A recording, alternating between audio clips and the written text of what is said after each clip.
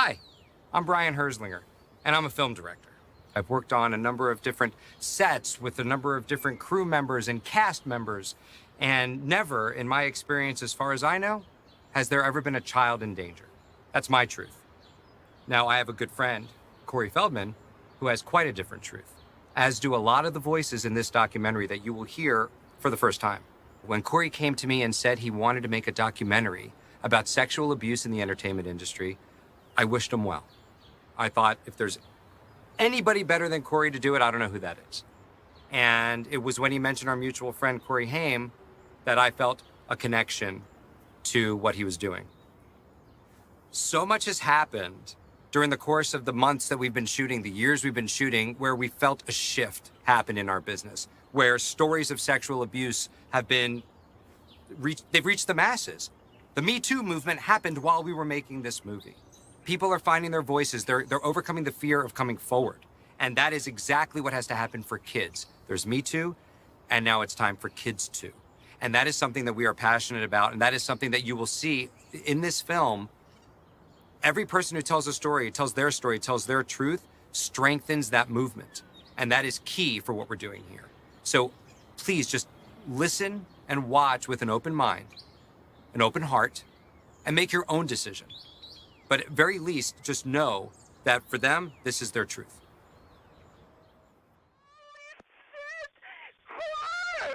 Fire department number 17, what is the address of your emergency? Hello? Hello, fire department. My son had... I think my son is dead. What's going on? Ma'am, Poor! ma'am, Oh my God, yes. ma'am, listen, help is on the way. Stay calm, I'm gonna ask you some questions, I okay? can't stay calm. I don't know what's going on. That's why. Stay calm to me, we try to help him, okay? What? Are you with him right now? Hey, listen, he is not breathing. Ma'am, are you with him right now? Yes. How old is he? He's 38 years old. I don't know what's going on. He had a fever this morning and cold. Okay, ma'am, listen, is he awake right now? No. Okay, is he Poor, breathing? get up. Poor. Okay, ma'am, is he breathing right now? No, he's not. He all of a sudden got out of bed. He wanted to go to the bathroom and he fell on the floor and I put him on the bed and then that was it. His eyes went backwards. Cor, come on, honey. Cor, please, honey.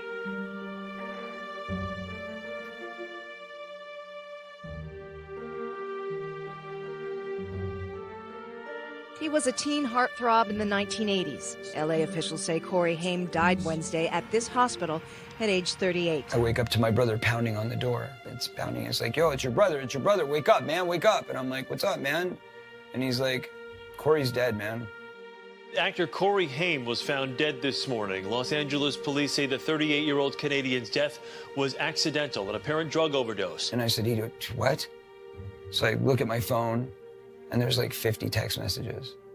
1980s child star Corey Haim dead at a hospital in California from what police quickly called a possible drug overdose. So I just collapsed. I mean, I couldn't, just numb. And I go downstairs, and there's a meeting waiting for me. Scott, my security, my publicist, my brother, my sister, they've all got this kind of intervention ready for me to prepare me for what, I'm about to hear. And I turn on the news, and there it is all over CNN. And so the first thing that matters to me is I got to get to Judy. That's the only thing I can think of is poor Judy, poor Judy, poor Judy. I got to get to Judy. We didn't have much information at that time as to what had really happened. Of course, everyone assumed it was an overdose.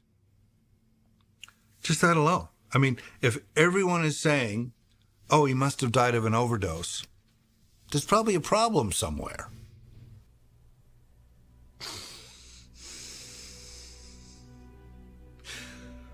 He had an opiate issue, and definitely pills were a large part of his pain management, whether it's physical pain or it's emotional pain.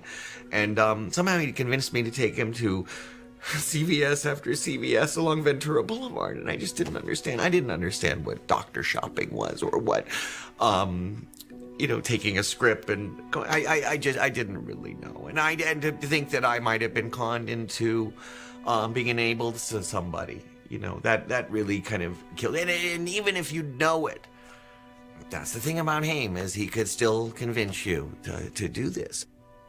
I would oftentimes come in and find him just like knocked out, drooling on himself, while he's sitting up, after taking a day's worth of Valium or Xanax or whatever he can get his hands on, truthfully. A lot of it was, I think, him just trying to get off his chest things that, were going on in his mind and things that were torturing him, and they weren't necessarily coherent. I'm sure he was going through deep depression and guilt and shame and a number of things. Again, casting blame on the Hollywood machine with drugs and alcohol, the party style, the party life, the life of the party. I would imagine it took a left turn at Albuquerque for him, knowing what he knew, what he had been through, and how he had to deal with the pain. The police have raised the possibility, Corey, that given his history, drugs could have been involved in the death. What do you think? You can't know, but what do you think? Well, first of all, let me say this, Larry. In watching everything that's happened today and the reports that have come out, the first thing I need to say is people need to stop.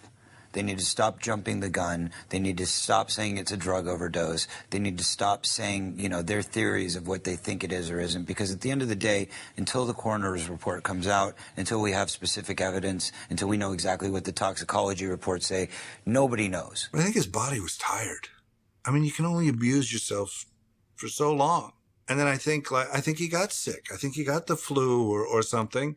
I think his body went, whoa, guys, we're done. We're done. And he died. It sucks that what Feldman wants to do with this documentary is something he just wanted to do with Corey Haim, which was tell him it's not his fault. And I really believe that one of the major goals of this is for the world to understand that. Child sex abuse produces trauma. And that trauma in every child then can blossom into a wide variety of problems, from PTSD to depression, very much higher incidence of drug abuse, alcohol abuse, and a much higher incidence of suicide. I just need you to take care of you. I'm fine. Is that a f***ing intervention? Why? You've got serious issues. It wasn't a f***ing intervention. I'm done. Done. I've done everything I can to help the guy. He's pathetic. He is pathetic. It's over. I have to go back to our life. Right. And I have to worry about us. And that episode, the anger and the screaming was real. The things said back and forth, it wasn't scripted and it wasn't produced. It was a very real moment, and you saw this clash of people where just the frustration was so high, and it was like, you know what? Screw it. Like, I can't do this anymore. After the shooting of the second season of The Two Coreys, we're in the back of the car doing our promo shots, where we had this promo with a car, and we're both sticking our heads out looking different directions, and that was their idea, to show that there's this kind of new distance between us. And while we're in the car, of course, leave it to Corey to give me that super uncomfortable moment, and we're already uncomfortable, and you could break the tension with, an ice pick. And he goes, can me and my mom stop by can we all have dinner tonight? Let's just have one nice dinner together. It was very amicable. It was a friendly get-together. Later that evening, when they were gone, my husband at the time came and told me that the two of them, him and Corey Haim, had this conversation, and they had, discussed filming a third season. I said, I don't want a third. I want this to be over. I want you to get the help you need. And I guess Haim said to him, if something happens to me, I want you to tell my story. I said, Corey, I'm not going to tell your story. You're here. You tell your story. Write a book. Start writing. Now's the time. I can't do it. Why not? So I just can't do it, man. All right? Maybe I don't have the balls you do. I don't know. I just can't do it. I said, I'll tell you what I'll tell you. you've got a year right now to get your life together.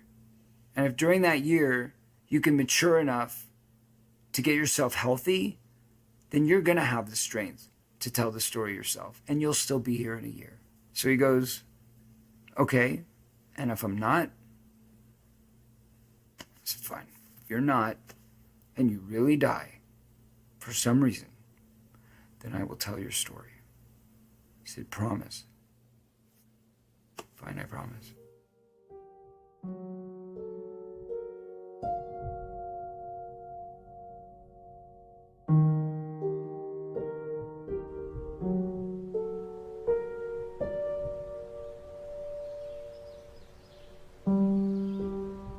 I happened to be up here in Toronto, getting ready to direct a feature film, and I found out when I arrived that I'm about 25 minutes away from Corey Haim's grave.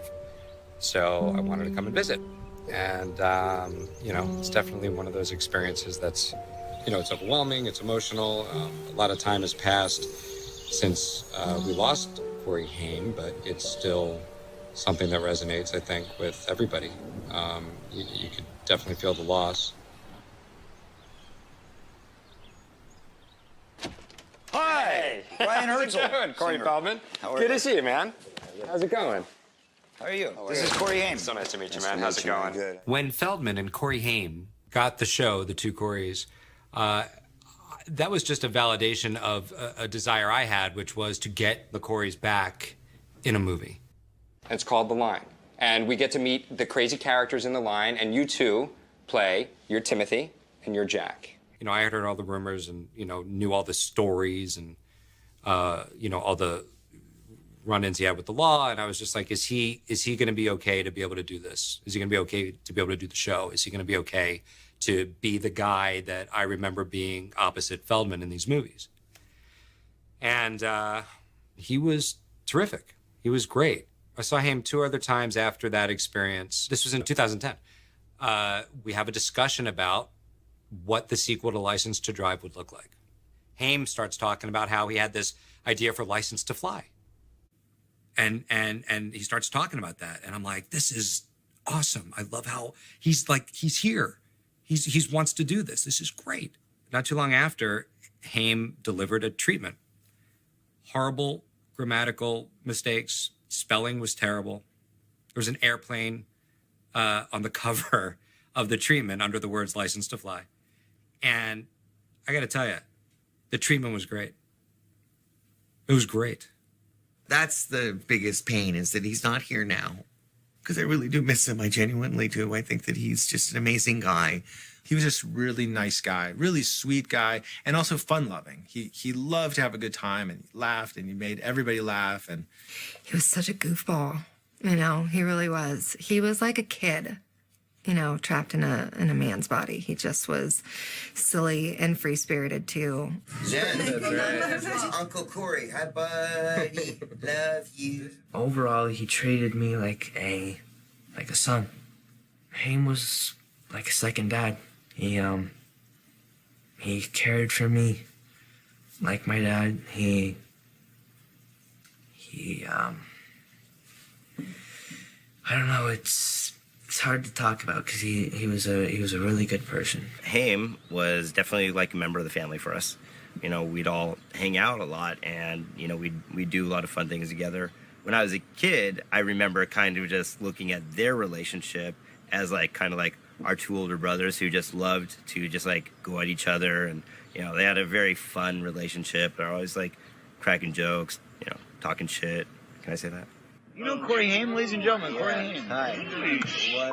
That was you. No, the hair got long. Come on now. It was a weird fashion choice. I got really short, chopped up hair, and then this one long piece. And I see Corey the next day or 2 days later. He's like, what's up with the hair, man? I like it. I think it's really dope. And I was like, really? And he's like, yeah. I mean, for real, out of all the things you've ever done, that is your signature, bro. You should keep that. And I was like, interesting. All right, well, maybe I will.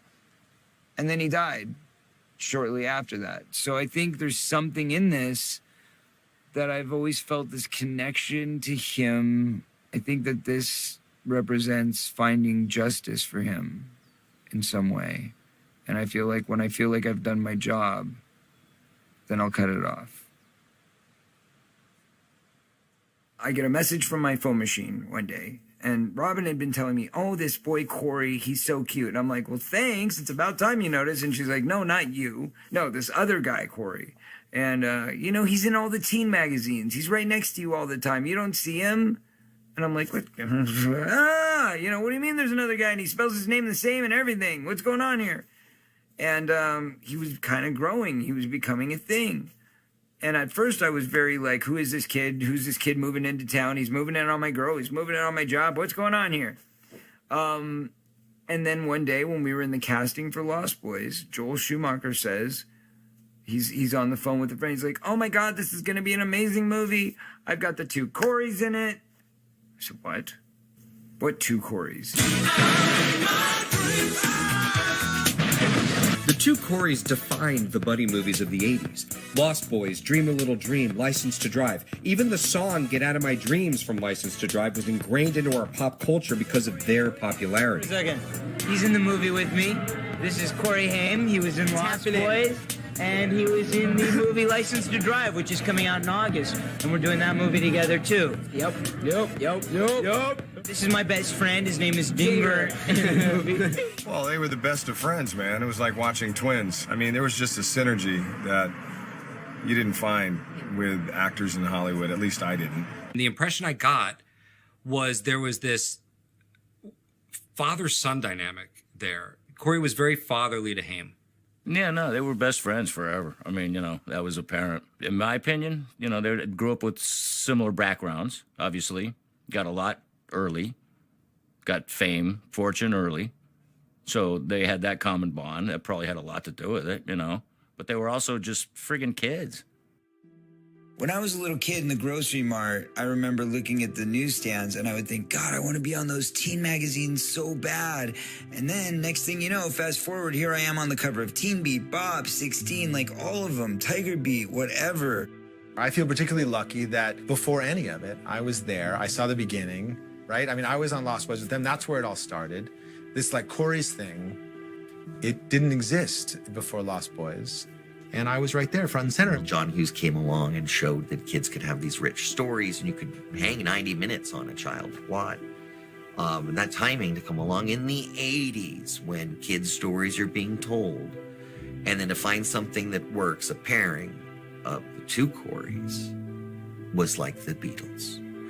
Fans dug it up. I grew up in the 80s, and there was something about duos in film that have a chemistry, that have, you know, this a brotherly kind of banter, that have comedic timing. It's not that prevalent. And I really felt there's a reason why the 2 Coreys became the phenomenon that it did. Yeah, and these boys were the biggest in Hollywood. They were like, they took over. Nobody could top them. Everybody wanted to be them. Everybody wanted to be around them. Growing up, they were like the coolest guys in the whole world. You know, they were like, that's who you wanted to meet, you know. Oh my God! Oh my God, it's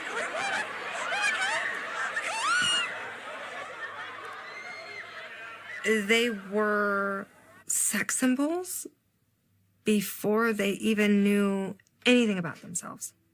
They had a label and a character to play for the world. And part of that was to be sexy. And they're just young teenage boys. When you're a young person, when you're a teenager and if you're not famous, you're trying to figure that out anyway. The time that I spent with Haim, a good deal of it was talking about sex or how to get sex or, you know, again, we were 15 or I was 15 or 15, 16. And that's, I talked about that with most people, but with Haim, it was very much a topic. It was something that he was really interested in. These are very fond memories, you know, Haim and I spending the day together. This kid who was a kind of an idol and then became a friend, and we were just spending the day together. I think we even rode to the beach that day, like a big, you know, like a bike ride to the beach. We were hanging out in the hot tub, and he was like, so, like, do you do gay shit and stuff, you know? And I just thought he was messing with me. I mean, it doesn't seem like he was messing with me now. Like, it seemed like he was kind of feeling the waters out, you know, and I wasn't interested, you know, but he jerked off with the jet in the jacuzzi. I mean, I assume that he got the impression that I wasn't into having sex with men, you know. But I also think that, I also don't necessarily think that he was partial to men. I think he was partial to women, actually. Yeah, and I think that the men thing was, you know, now that I think of it in the context of what happened to him and his journey in that way, it makes a lot of sense. I think at the time I just thought he was a star and he was thinking about getting laid constantly. That's, I guess, what I thought. The first time I met Corey, first day that I meet him, we decided to go to the beach and have our fathers meet and play football on the beach. It was a fantastic afternoon, very normal. I love the kid. Immediately, I loved the kid. Immediately, he grew on me. I was like, this is like the brother I always wanted. He's my age. We're both actors. We're both Jewish. We're both the same height. We're both named Corey. So dads are in the other room. We're in the bedroom. We're having this conversation. He starts talking to me about sexual stuff. He starts getting changed out of his bathing suit and he starts like masturbating himself. And I'm like, what are you doing? And he's like, let's mess around, man. I'm like, what? He's like, let's mess around. I said, with who? He's like, you and me. And I'm like, dude, I'm not gay. And he's like, I'm not gay either. And I'm like, well, you must be if you want to mess around with me because I'm a dude. And he's like, no, it's normal. And I'm like, what do you mean it's normal? And he says, hey man, this is what all boys do. It's called the boys club and we all do this. And I said, who told you that? And that's what he told me. Okay. We're going to be talking about molestation throughout this, okay? We're going to be talking about your abusers. John Grissom. All right. Next. Alfie. John had come into my life towards the end of Lost Boys, the very, very end.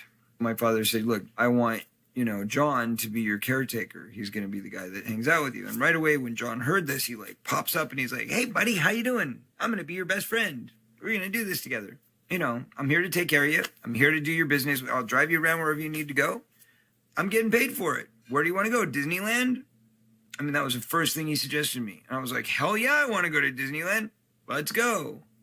He would also take me out to nightclubs and he'd take me out to the Comedy Store. And he's taking me to these places at 15 years old that a normal 15-year-old shouldn't be getting into, But that's why I thought he was great, because he's taking me to these places. Well, amongst that, he'd come back to the apartment with me and we'd hang out and we'd smoke joints together. And he was really funny and he had a great personality and he just seemed like one of the guys. And so one day he goes, look at this. You see that suitcase right there? I said, yeah. He goes, what do you think's in it? Boom. There was this bag of sorted pills. And there's like 50 to 100 pills in there. And they're all sorts of different shapes and sizes and colors. And he's like, dude, those are Quaaludes. Those are 747s, lemons. They're like the bomb, man. That's what everybody wants. They don't even make them anymore. And I was like, great. What does that mean? He's like, we got to try them. Well, Quaaludes did me in. And the more, I'd just taken the Quaaludes, so the more kind of it's taking effect, the more I'm getting like really out of it. And he can see that I'm pretty out of it. So at a certain point, he puts his hand on my leg, like here. And I'm kind of like, that's weird, a little awkward, but I won't say anything. And he's like, is this okay? And I said, sure, I guess. And then before I knew it, he was moving that hand up my leg into my groin area. And I was like, oh, this is how this happens. And the only thought that went through my mind was, this is what Corey did. Maybe he's right. Maybe this is what all the boys do. As I was just starting to try to process the fact that I was being abused by somebody who I thought was a friend, I was already being groomed by another. Is that him? Mm-hmm. That's him. The man who abused you. let me, as the host of this show, try to reciprocate some of your braveness by sharing the name myself. Okay. The man whose picture I just showed to Corey, his name is Alfie Hoffman. What does that name mean to you? The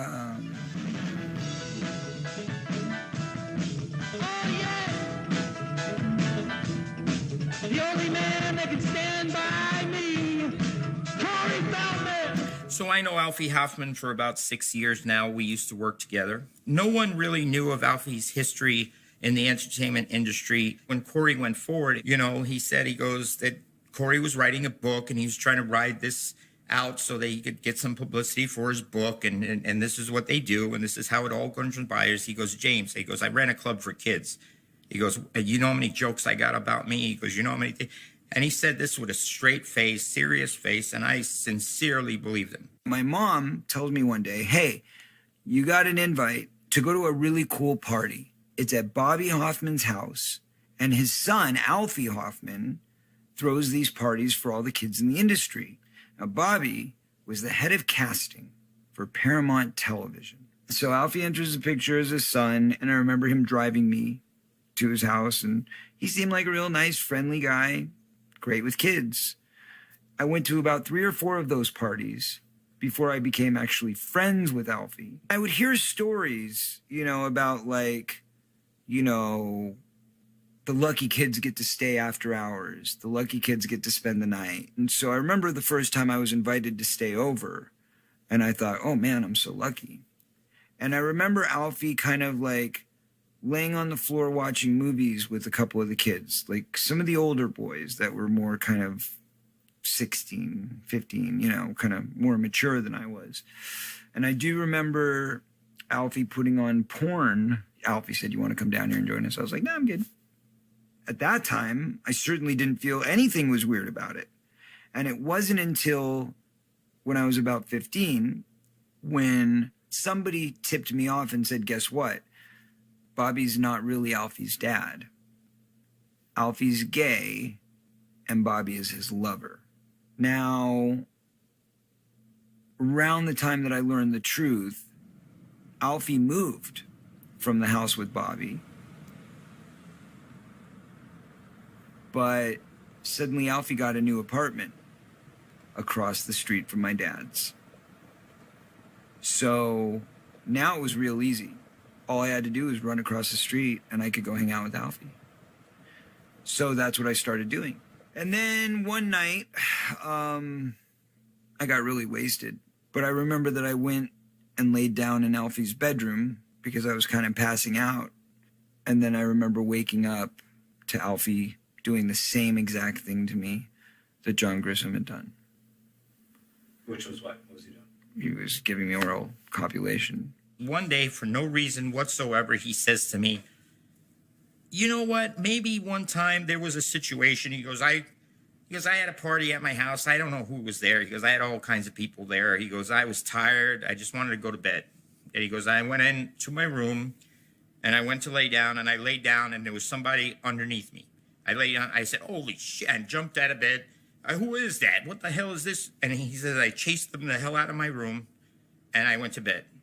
And he goes, so if he's talking about that, yeah, I sat down on top of it because I didn't know no one was in my room. It was dark. I remember just kind of getting dressed real fast and just being like, yeah, that's really uncomfortable. I didn't say anything. I didn't talk about it.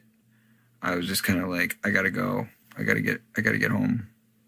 Recently, we were in a car together and he said something to me where it really kind of concerned me. He said to me that he seemed worried, and he said he was going to disappear for a while, and he was saying these things, and he said he has to meet with his lawyers, and he says he's got something bad happening.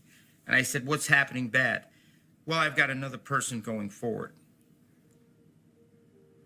Alfie wants me to talk to Bob Feldman, Corey's dad. And he goes, I think he should work with us. Maybe you can get him to work with us. I believe that if he is put in the spotlight, it would be a great thing that he's the friend of the dad. And if I did these horrific things, why would the dad talk to me? So this is happening to you at the same time you're being molested by John Grisham? Yeah. Do you know how many times you were molested by him? I don't know. Probably, I would say 10 or 12, maybe 20. Over a couple of years. So when did it finally stop? And how? So, fast forward, now I'm 17. And John says, try a Quaalude. I found some Quaaludes. Let's do a Quaalude together. And we had some girls over. So we all decided to do some Quaaludes. Well, the girls left. And then I remember I couldn't even stand up, so I crawled myself into my bedroom. And I crawled myself up to my bed. And I passed out. And he crawled himself next to me. And he passed out. And I figured we were asleep for the night. And all of a sudden I wake up to him unbuttoning my pants. And I freaking jumped up. And I was like, you mom. I mean, I went off. And he just grabbed his pants and threw them around, grabbed his shoes and just went running out the front door, running down the street. And I went running after him as far as I could until I couldn't see him anymore. And I said, if you ever come back here again, I'll kill you. When I first met Corey, I went out and got choreography and I read his autobiography, which is brilliant and a really difficult read because he had a very difficult childhood. He was abused and neglected in a way as a child that set him up for being sexually abused later. He was the kid that the abusers would have a sixth sense for and know that he was going to be the easier target of other kids. So the fact that he came forward when he was approached by the authorities when he was just about 21 is remarkable, that he told them. But as I understand it, they got his trust and they basically said, were you sexually abused? A lot of kids are never even asked that question. He answered the question and told them yes. He named the perpetrator, and then they did absolutely nothing. John Grisham was the guy who molested me. So, first, let's say Dominic. Let's go with Dominic. No, but hold on. Okay, so it's a molester, but we're not. Haim was more than likely this is a consensual thing with Dominic. It was consensual, but he was still a child. Right, and Dominic is like 35. Right. One of those parties at that house, at Alfie and Bobby's house, is where I met Dominic Brasha for the first time. And the reason why, so this was a little later, this was probably now, when I was 13, but I remember meeting Dominic, and at that point was when I told him my next movie was going to be Lost Boys, and I told him that Corey Haim was going to be in it. And that's when he said, ooh, Corey Haim, I've got a big crush on him, or, I think he's just so cute. Marty Weiss? Marty Weiss. I got fired from Lost Boys. And the agreement was that I had to have a responsible person come down to be the set sitter. And so it was like, who do we call? Marty, of course. When we did Lost Boys, and when Marty walks in the door, and the second Marty walks in the door, he goes, hey, I'm horny. Could you blow me? Because I told him that Marty was gay. And Marty takes him in the room and does it. And then we get back to LA, and then he says, hey, do you have any friends, blah, blah, blah, I want to get laid. And that's when I said, well, I don't know any girls, I'm sorry. And he said, well, forget girls, do you know any guys? And I said, well, I remembered that time when Dominic told me that he thought he was cute. So I said, well, I know a guy that thinks you're cute. And he's like, I don't care, just call him up, get him over here. Right now, what the cutting edge science is showing us is that not only does sex abuse produce PTSD, it actually introduces changes to the brain. And those changes actually alter the way in which the person lives. And so it's much more likely with that going on that you're going to see these problems of drug abuse, but you're also going to see lack of flourishing. The person does not fulfill their greatest achievements. The person does not find their way to great success. And it's because of this childhood traumatic event that then takes them down a different road.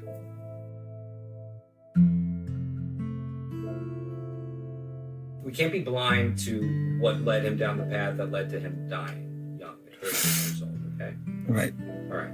So now we've got a situation where this inciting incident that happened on the set of Lucas, it led him down a path of drugs, destruction, to the point where his body just gave up. Where he was a kid. You were a kid when all this stuff went down. What is the most powerful way to do that? To take away the power of the people that are hurting these children. And it's to speak up. So then tell me who raped Corey Haim. You know, he shared with me that on the set of Lucas, that he was raped as a little boy. And I remember thinking, like, oh, wow, you know, raped as a little boy. And he told me that, you know, it was his co-star. And he told me that it was Charlie Sheen that did it. He mentioned Charlie Sheen, that he had worked on a movie. And I don't know if he just wanted to get it out or, you know, he just wanted to let me know that, you know, I was kind of shocked that he says, oh, come on, I want to tell you a couple of things about friends that, you know, that I went through. And he mentioned that on a movie he had worked on. And then I said, well, who is it? And then he says, Charlie. Charlie, who? And it's Charlie Sheen. So I heard that Charlie Sheen had I heard it in the context of rape? No, I hadn't heard it in context of rape. I had heard it in that he had said to Haim, this is what men do. Shit, I've personally heard a story about Charlie and Corey Haim, probably, I don't know, at least a dozen people probably in my inner circle knew, for sure. It was pretty much common knowledge. I mean, everybody, I mean, it was kind of unspoken. I mean, Dominic always talked about it because he was obsessed with it. But they were, you know, everybody seemed to be under the impression that Charlie Sheen was diddling him on the set of Lucas. Haim told me specifically about what had happened to him on the set of Lucas. He told me who had done it, who had abused him. I found it hard to believe.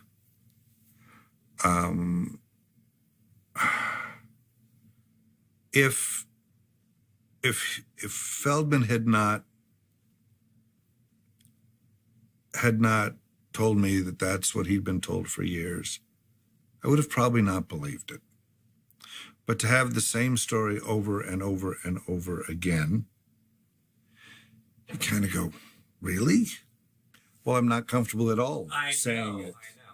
And I don't care if 100 people have said it or 1,000 people said it. But what Corey Haim told me when I was sitting with Feldman in the office of the house in Vancouver, that he had been molested on the set of Lucas. And he said it was Charlie Sheen. He said Charlie Sheen raped him. That's what he told me.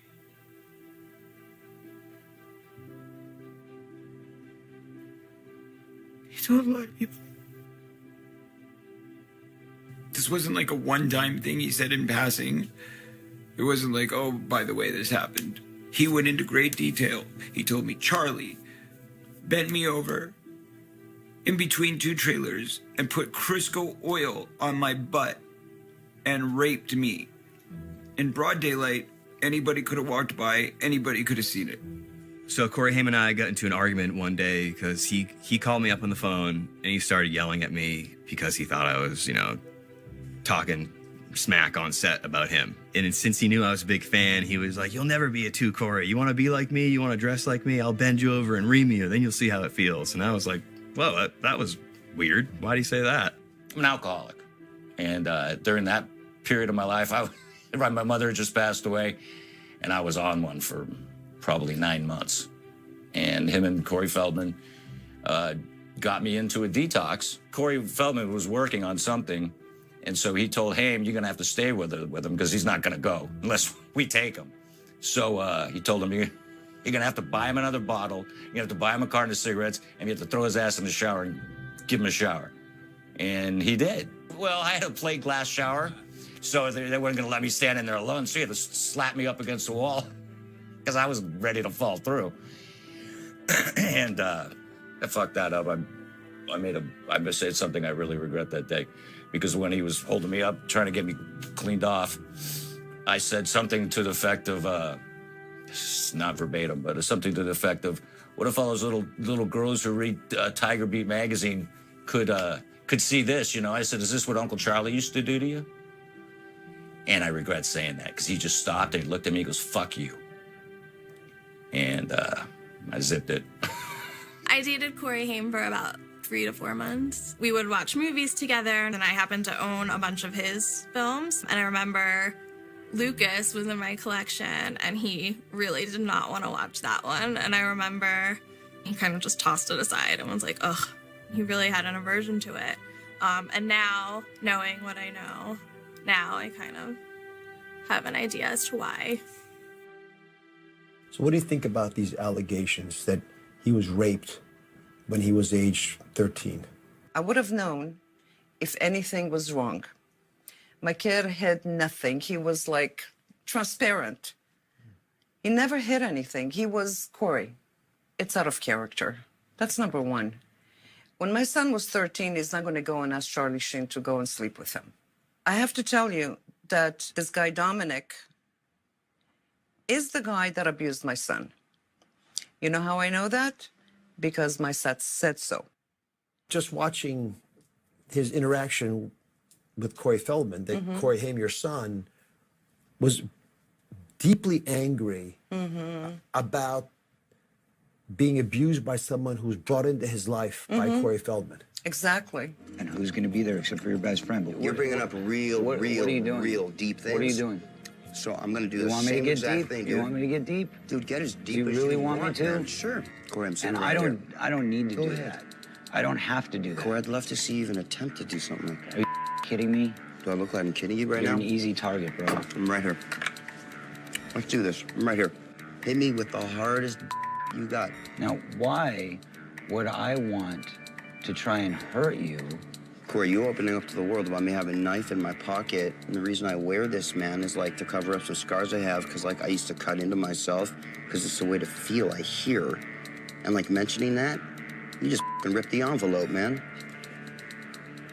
I'll go you one better. You let me get around in my life, man, raped, so to speak, when I was about 14 and a half, and I'm saying this right now, by the guy you used to hang out with, and tell me I'm 14, take responsibility. You know exactly what I'm talking about.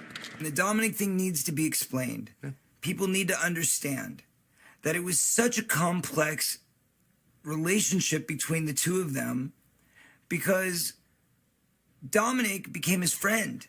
Corey would go through these waves where, like, 1 minute he hated Dominic and he thought he was a disgusting pig. And he would say that. He'd be like, you're a disgusting pig. You're some 35-year-old balding fat man. And why the fuck am I sitting here with you? I hate you. And You I'd be heard like, him say that? I heard him say it. And then I'd come over a week later and they'd be best buds going to a movie together or like going to a club or whatever. And I'm like, I don't get it, dude. Do you hate him or do you not hate him? What's the deal? You know? But then you cast Dominic and Corey in two movies. Yeah. Okay, so we did National Lampoon's Last Resort together, and Corey thought it was a great idea to give Dominic a cameo in it. So we put him in the movie. That was our decision mutually to help him out and give him the spot. And then, of course, as soon as he's on the set, Corey's like, why is he here, man? I don't want him here. Like, well, you told him to hire him. What do you want to do? And he's like, no, man, that was your idea. And I'm like, no, it wasn't. It was your idea. You felt bad for him and you wanted to help him out. You told me, let's hire him. So that kind of stuff happened a lot. By the time we get to Busted, and I had told Corey, of course, this is the cast. He knew who was in the cast. Dominic was my roommate at the time. And that's when I was dating Carrie Kasem. And so Carrie knew that we were all friends. She didn't know what was going on. She didn't know the backstory. So if you ask Carrie, she's going to say, I thought everybody loved each other. I thought everybody was fine. We were all kind of living together, and Dominic was there, and we would hang out. And all I know, and I know for sure, is that there was no issue. And Dominic clearly loved Haim and was his friend. Finally, around right after Busted is when it really seeped in. And I said, you really are serious now. Like, you're not going back anymore. you're done with it. Like, you really don't like Dominic anymore. And he's like, man, you know, it hurts me that you're still friends with him. It hurts me that you're still hanging out with him. And that's when I told Dominic he had to get out. There you go. And I moved. I moved in 95. I got my own apartment. I kicked out Dominic. And that was the last time I ever hung out with him. I don't know who else Dominic did this. Now he is refusing, obviously. What is he going to say? Oh, yeah, it was me. He's doubling up on what Feldman said with Charlie. Feldman came up with Charlie because he's embarrassed. He doesn't want anyone to know that it's Dominic. He kept saying Charlie. Corey was 11. And I keep saying Corey was in school. He didn't even start working. There's footage of Judy, Corey Haim's mom, talking to Dr. Oz, saying, you know, that you're full of crap. Dominic was the one. Dominic was the one. Dominic was the one. Well, Dominic was one of the ones. Right, but but you could see that the way Haim would kind of go back and forth a little bit. Isn't it possible that to his mom he would always say, "That's the guy. That's the guy. That's the guy"? And well, then why was she still letting him go out with him all the time? I had the assumption that Judy was a friend for life because I was a friend with her child for life, and I assumed that when he was gone, that our closeness would never change. So when all of a sudden you see her doing these things and you see her lashing out and saying these awful things, you go, God, why would you do that? That hurts. That's not fair. You're putting the blame on me instead of taking it yourself. That's not fair. So that gives you a little anger, but the real anger comes from when you see that there's an entire conspiracy that's been formed of at least 30 people who are working in conjunction with one another. I believe all under the guidance of her. When I found out that she was at the top of the treehouse for all of these things.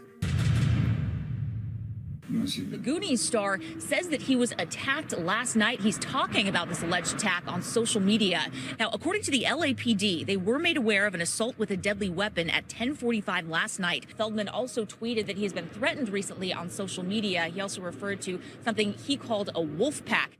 So I am trying to write a concise letter to Detective Hickman, who is the detective who investigated my stabbing. Basically what's going on is the wolf pack or whatever, these people have come from the other side of the country. And basically they've come to town to ambush me, harass me, stalk me, and who knows, possibly harm me or my family. So I would like to get a protective order. So I went to the police station. We asked them if they would give us a protective order. They said that they could not because they felt that this may be directly connected to the stabbing case.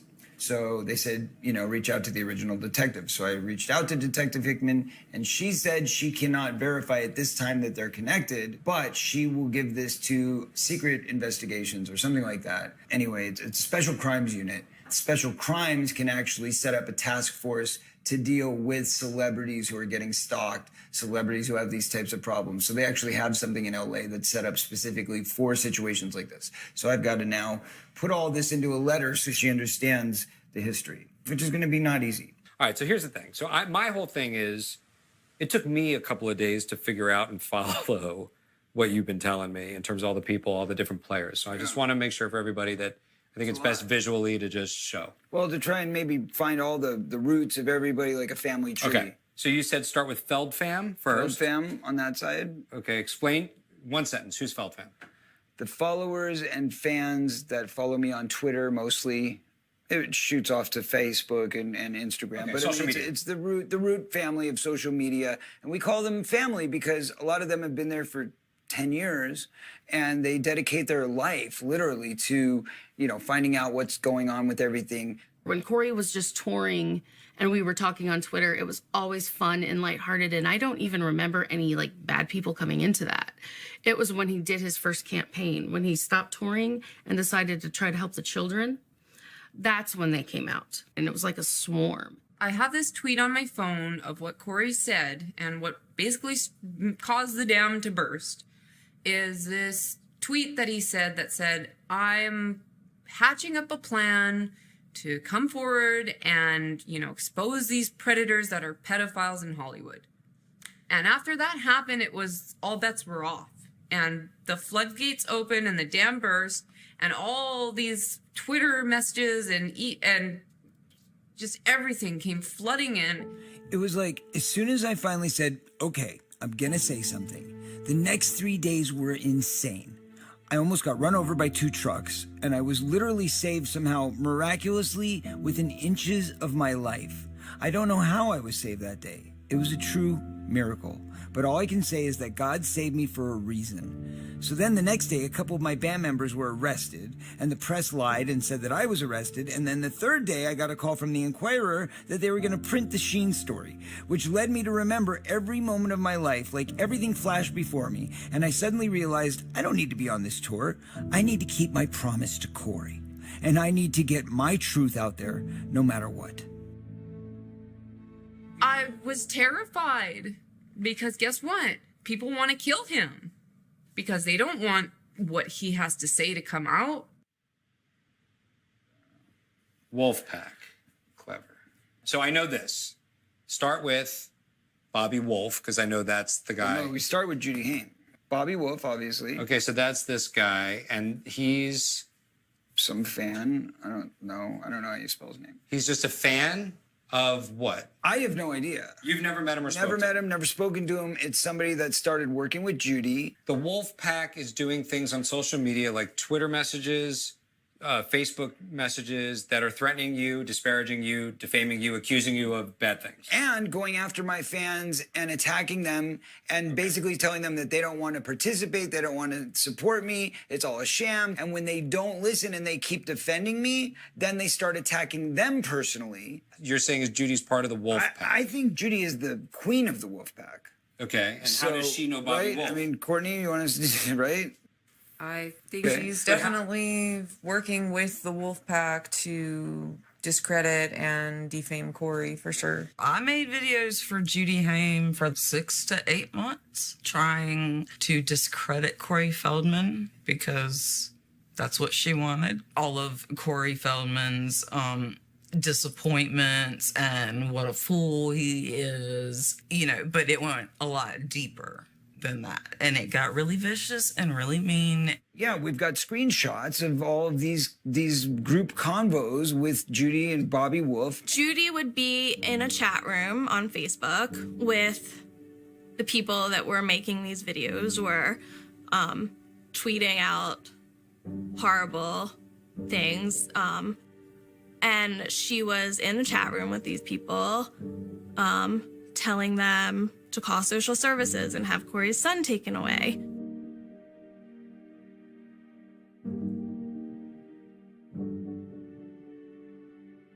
I also have one that says we need to re-brainwash people about Corey Feldman. And she's saying this to me. And in this chat room? Yeah, seeing her part of these conversations, encouraging things like this was really upsetting. I question, is it being done because they don't want something to come out? Are they trying to hide something? What's the deal? Well, I've had an opportunity to look at some of the emails and text messages from Corey's mom. She's upset that Corey Feldman identified Corey Haim as a victim of child abuse, and it's really sad reading her stuff because she's obviously a mother that's deeply in pain and trying to protect and preserve the memory of her son. In reading her stuff, I could feel her pain and her desperation. And I think the way that she's coping with it is slandering my client, defaming my client, libeling my client, organizing other people to go after my client. Somehow she's finding some solace and peace of mind in this activity. I think Judy is terrified that someday the truth will come out about things that she's done or things that she hasn't done. I think she knows she's responsible for things that happened to him. And let it happen.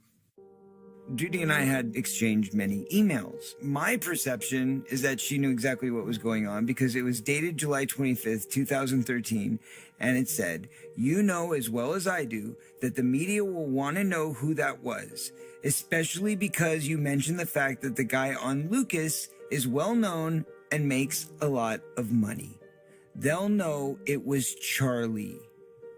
I can't read the whole email in one piece, so I can't tell you everything that was said, but it goes on to say, I don't want people to start calling me and asking about this.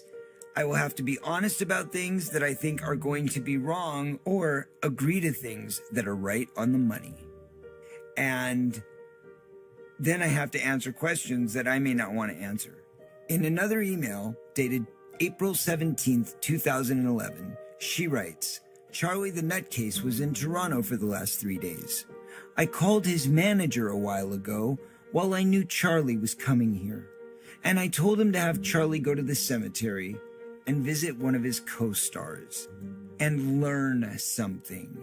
I don't think he went. Big surprise. Would it surprise me to know that Corey's mom already knew about the Charlie Sheen rape? It would not surprise me that she knew about it. Would he tell his mom? Yeah, because they were like buddies. You know what I mean? Like the kind of relationship they had. I think he told her all kinds of things that were, dark and secretive for him. I don't think he hid very much from her. Judy and I had a conversation about it after Corey was dead. And we'd had conversations before that, but she pretends we didn't. And at that time, she said, well, I only knew this 4 years ago. He only told me this part of it 4 years ago. I said, Judy, that's impossible. It's impossible. Because we've talked about this stuff before. She's like, I knew something happened, I just didn't know the details. But then he finally told me. But here's the kicker. The kicker is, you know. So why not be a fucking man about it and tell the world what you know? Why not go out there and say, you know what? Yeah, this happened. My kid told me he was raped by a man on a set that I brought him to. And I feel terrible about that. But you know what? I gotta pay my dues because that's life. You suit up, you take responsibility for your actions. It's your responsibility, Judy Haim, yours, not anybody else's. So stop blaming it on me and stop blaming it on other people. Grow up. Let me ask you this. What if I told you that Judy knew that Charlie had done this to Corey? Judy knowing that Charlie had been molesting her son, her child, her blood, the one person in her life that she was supposed to protect at all costs. One of the most horrendous things I can possibly imagine a parent doing.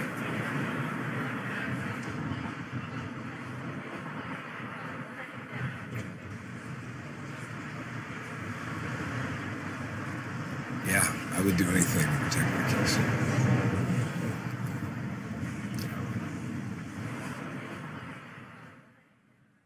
Was there not an adult on set that should have been watching these things? Where were the adults when Corey Haim was being molested? What mom would leave her child to be open to that?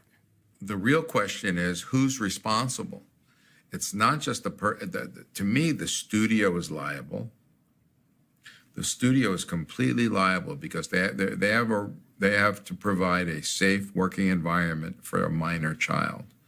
There has to be a guardian or someone present that the studio is paying to monitor that person. They're usually getting schooling. So there should be the child should be protected, and if the child's not protected, I believe the studio is completely, absolutely liable. It's just like if you're going to school and you get raped at school by a teacher, the school district and the school is liable, not just the teacher. Extra effort has to be made to protect children. Hi, this is Detective Johnson, the LAPD. This message is for Corey. I got a call from the district attorney's office. They, as you know, are unable to file your cases because of the statute of limitations. From creating legislation. But we today can stand together in the face of this atrocity, and we can work together as one to protect the children of our future. We must preserve innocence. We must preserve the innocence of our children. And let me say one other thing. We must pass the CBA. It's time for this legislation to take hold. And remember, again, For the vast majority of child sex abuse victims, they delay their disclosure of the abuse. And for most, it's in the 40s, going into the 50s. The median age, the middle age of the two ends of the spectrum is age 48. The average age to come forward as a sex abuse victim is age 52. And what's the statute of limitations? In the state of California, it's conveniently half of 52. It's 26. California actually has the loosest statute out of all the states. We're like in the top tier. That's how scary it is. Because we just abolished it from 2017 on. It's just looking backwards that we can't bring those cases forward. So if we could roll it back, then we'd be in great shape. Then I could get justice. Then Corey could get justice. Then all the kids who've been molested in the 80s and the 90s and the 2000s could get justice. But as of right now, where it stands, is anything that happens from 2017 forward, no more statute. What he's been helping with is the statute of limitations reform. And he came out to New York, to Albany, spoke to legislators, held a press conference. He's a whistleblower. He's a classic whistleblower in a particular arena. And so he's really, really important to Child USA and also to the movement. Child USA is the nonprofit I started for the purpose of continuing what I've been doing for 20 years, which is fighting for children's rights and access to justice for the victims. I did not know about what was actually going on set until much later. I really learned mostly from Corey Feldman when he and I appeared on Dr. Oz at the end of 2017. He essentially came on TV to talk about the fact that he'd been blowing the whistle all these years. Nobody was listening. I was just so impressed with him, and he was so articulate. But he also reminded me of so many of the survivors in this movement that are shut out of court and have been treated really badly.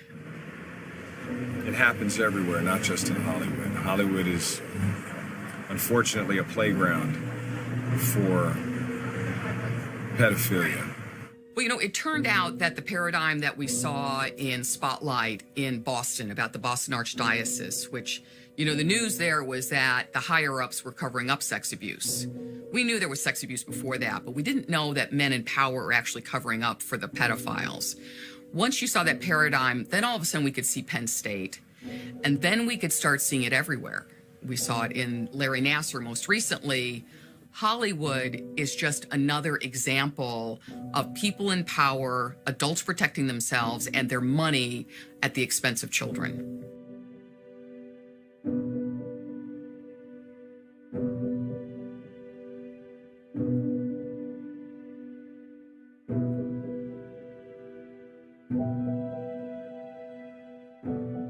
In 2004, actor Brian Peck was convicted of sex with a child. Let's take a short break. He's since been working as a dialogue coach on anger management. Speaking to someone familiar with the show, we were told the decision to hire Brian Peck came down to Charlie Sheen himself. The recommendations were, though, because some time had passed, he was going to be allowed to stay on set providing no children were present, and his time off set would be limited to Charlie Sheen's trailer. We are headed to SAG, Screen Actors Guild. Now, you have an appointment with the president of SAG, right? That's correct. Gabrielle Carteris. We did a little show together many years ago called The Surreal Life. But the three main primary goals are obviously to get her to help and assist in any way she can with strengthening the union rules to make sure that a convicted child molester or a sex offender of any type should have to register as a sex offender. Part two is the union's job is to oversee it and make sure that, you know, they aren't hiring people who are on that sex offenders list that are going to be on a set with kids. But what I've learned is that, first of all, nobody has signed up in the industry for this sex offenders list, so we still don't know who they are.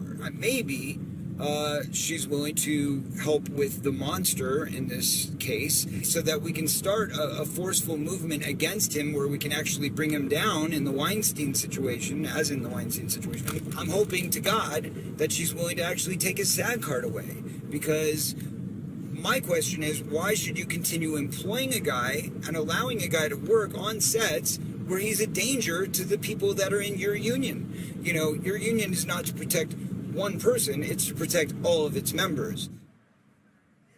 Yeah, what is it, Jake? What is it? What is it? Oh my gosh, it's somebody's birthday! Yay! Dun, dun, dun, dun, dun. Whose birthday is it? Whose birthday is it? Spider-Man? No, whose birthday is it? My birthday!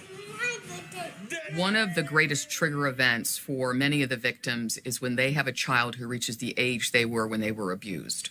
One of the things that I really loved about my friendship with Feldman was seeing him with his son, seeing him with Zen. And there was this, he was very protective of Zen. He was very adamant that Zen had this great experience, whatever they were doing. He didn't want him to see anything or hear anything or experience anything that was negative. And it was something that reminded me of how he protected and was a fatherly type figure to Haim. Movies every night, the dinners, the nice talks when you need them, the conversations, the drives, the everything. He's a good dad. I'll give him that. He's a great dad. She said, first of all, we're not a legal arm, so this is not our place to represent this. She said, you would have to bring evidence, which has been proven in a court of law, that, you know, this man has been, not even if it's not of these crimes, that he's been found guilty of enough crimes that lead us to believe that there is a reason to be concerned. And then if that's all in place and you can present that, then we can take action. But I said, well, what about with Weinstein? I said, with Weinstein, there was no conviction, there was nothing. She said, yeah, you had all those victims coming forward and those cases were, you know, investigated. She said, if you had multiple victims coming forward and you could show that and there was a history of that, she said, and I said, well, how do I start that process? What if I have victims that are willing to come forward? She said, then the best way to do that is to get those victims, if they will call and report it with SAG. You know, if we find that there's multiple people that have issues with this one person, then it does give us a reason to be able to actually take action. But until that happens, we have nothing. Would I sign over any of my children to anyone other than me or their mom? On a set. Would I ever? Fuck no. Yes, Mom, there is something wrong. Anthony Edwards talks about being just 14 years old when his mother, quote, opened the door for me to answer honestly about the rumors she had heard about Gary Goddard, who was my mentor, teacher, and friend, being a pedophile.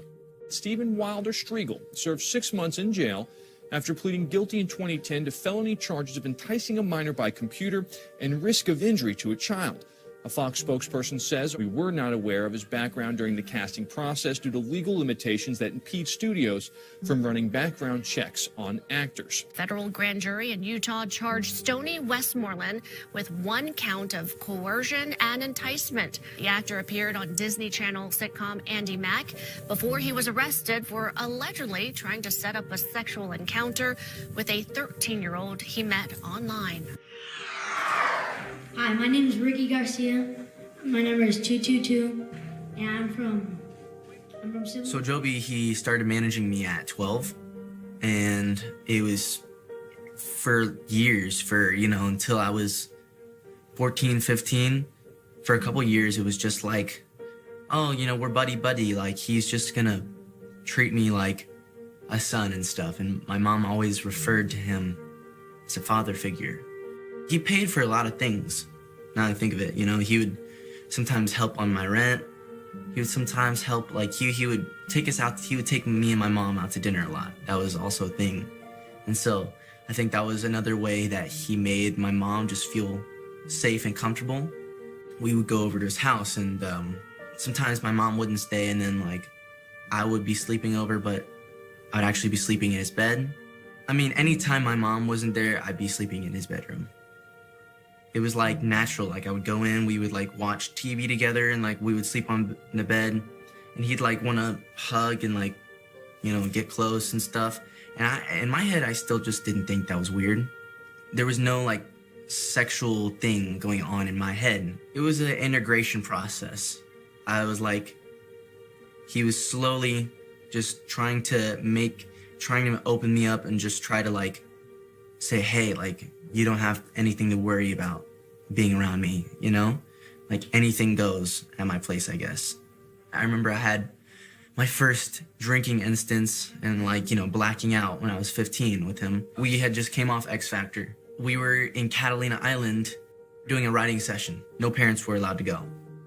We were at a house. There was already alcohol at this place. And so we drank to an excessive amount where we started vomiting. Joby got me naked and he bathed me because I was drunk and I had vomited. Once we got the Burke William membership, that's when he's like, oh yeah, you just get naked in here and like, you know, I'll take my clothes off in front of him and that's when I'm like, oh, like, it's just normal. Like, he's seen me naked. He had to help me. There's this little thing that we would do with our fingers, and we would just it would be silly. It was just this little thing that we did. He would do this in the car. He would do it alone when we were at the house. And so it was just like a little fun game to us. So once we went to Burke Williams, we would undress and it really started getting comfortable. And we would go in the hot tub, and we would, you know, take showers and like, we got naked. Then he like started doing this thing, like actually, and he would touch my penis. So I didn't really still like, it was normal at that point because it was just us being boys. Like, we were just joking. The Burke Williams was like a really big step for him, I think, because it was another way for him to get me even more comfortable because I was naked around him all the time. And even at home, when that happened, you know, we would take showers at home together. And so like, we were like really comfortable naked in front of each other.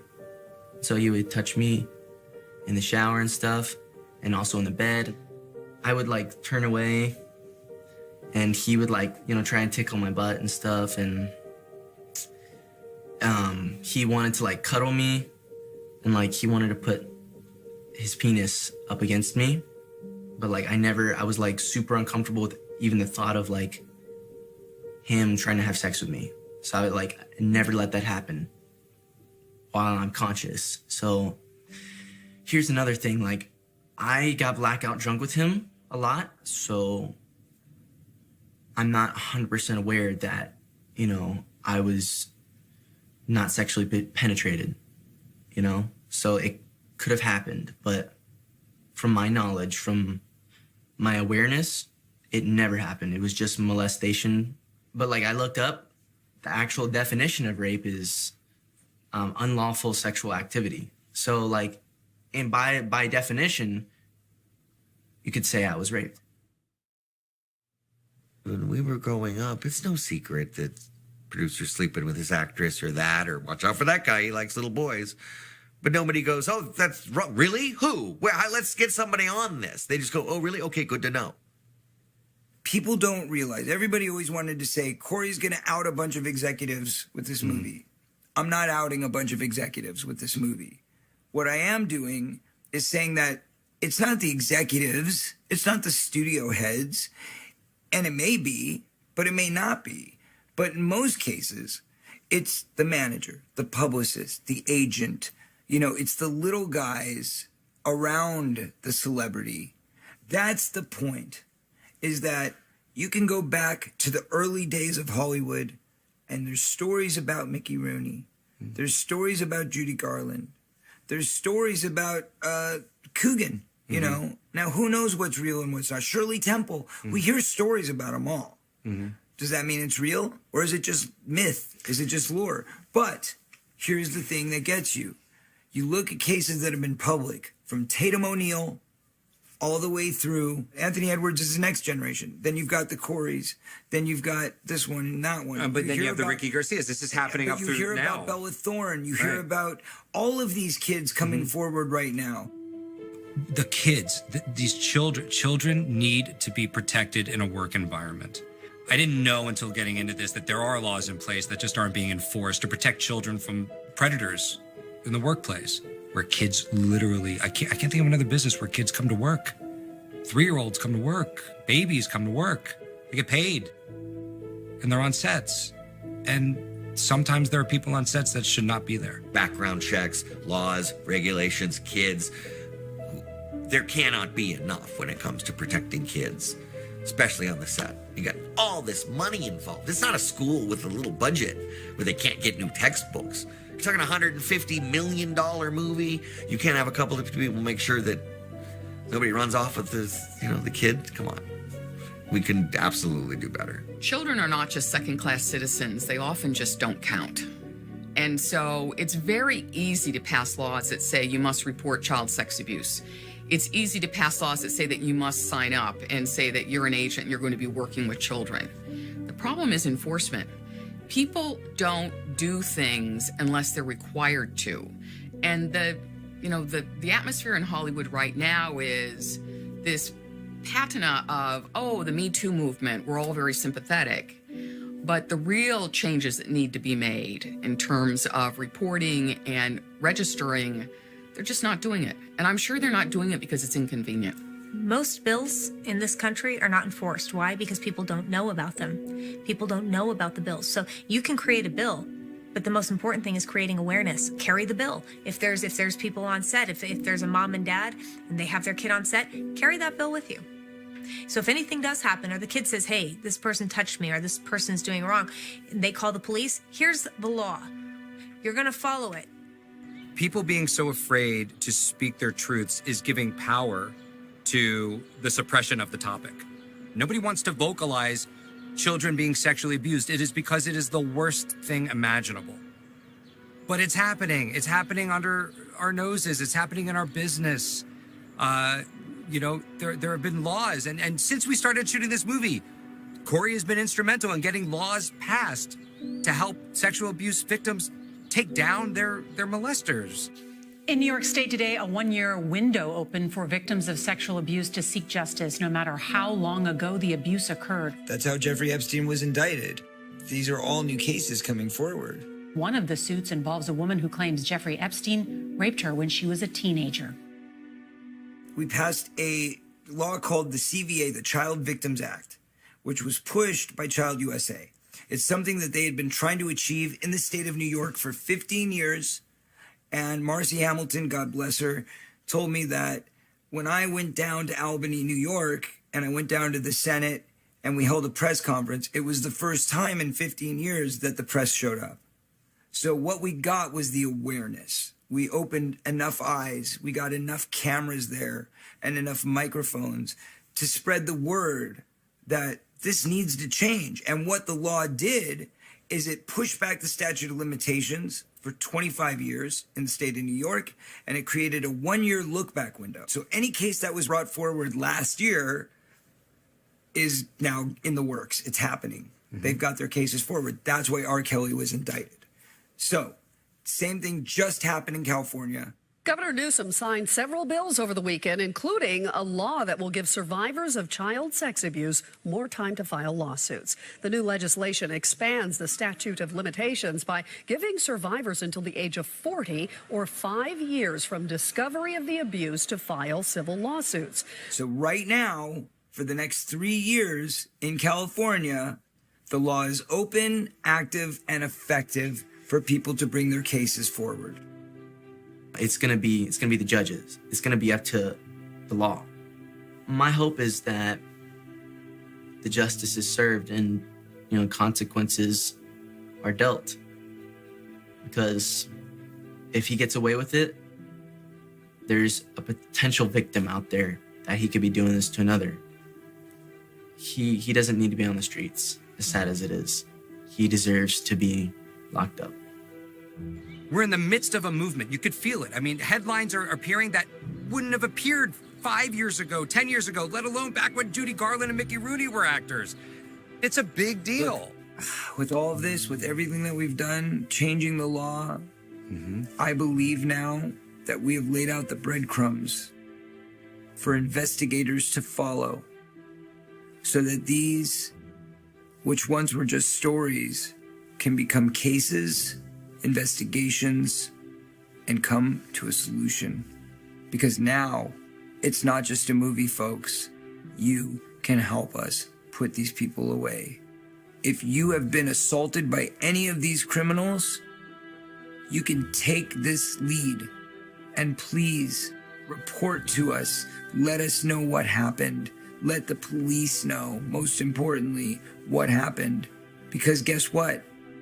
If it's within the statute of limitations, which now is until you're 45 years old in the state of California on a new case, you can help me bring these people to justice.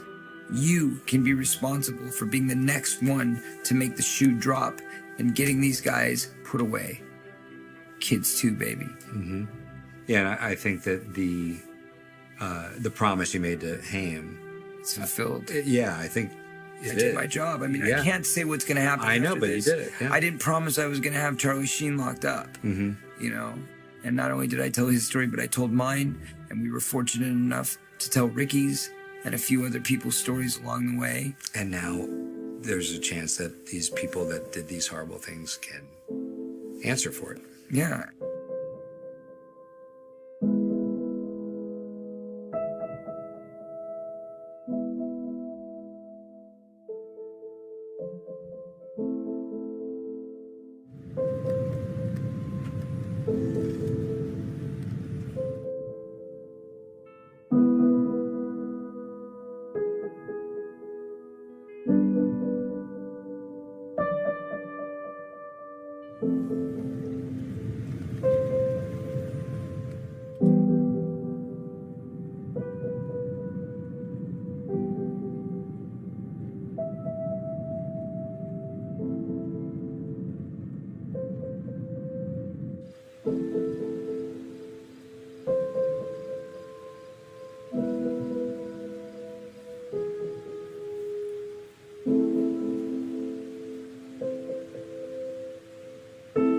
You know, all of these tributes, all these nods to Corey, they're not because, you know, I have nothing else to write about.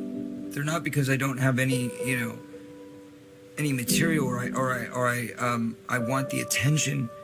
It's because this is my heart.